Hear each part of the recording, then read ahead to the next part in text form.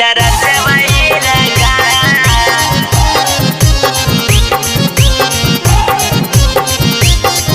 चरत वैरगा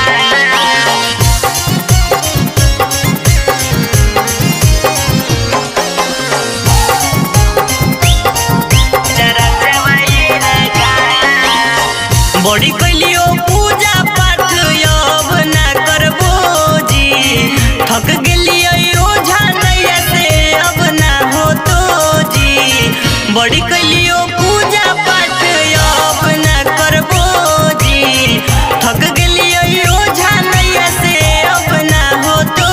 जी लागो हो कुछ के ना खरा चवाए राजा ए जी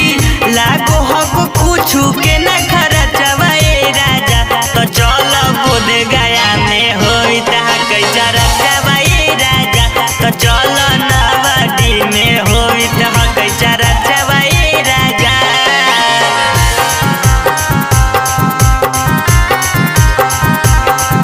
चरचवाए राजा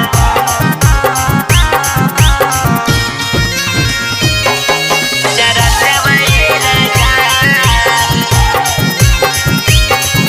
चरचवाए राजा काहे नाही लागे तोहर ई सूजी में मनमा हो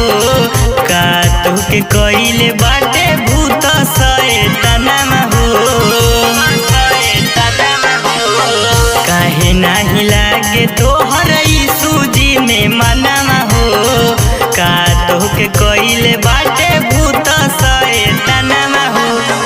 दूरे दूरे बेच देला जमीनमा ए राजा ए जी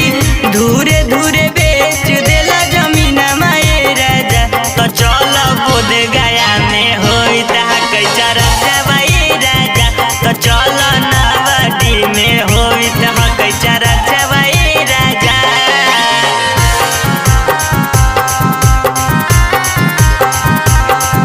चरचवा ए राजा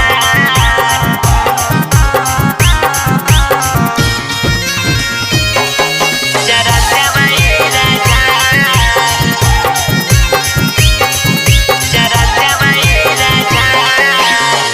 प्रभु जी हथिन पिया बहुते महानमा हो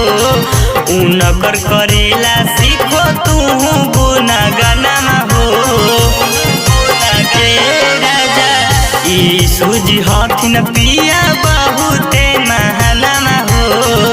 उनकर करेला सीखो तू गुणगनमा हो धरती न फाटो न गिरो बजड़वा ए राजा ए जी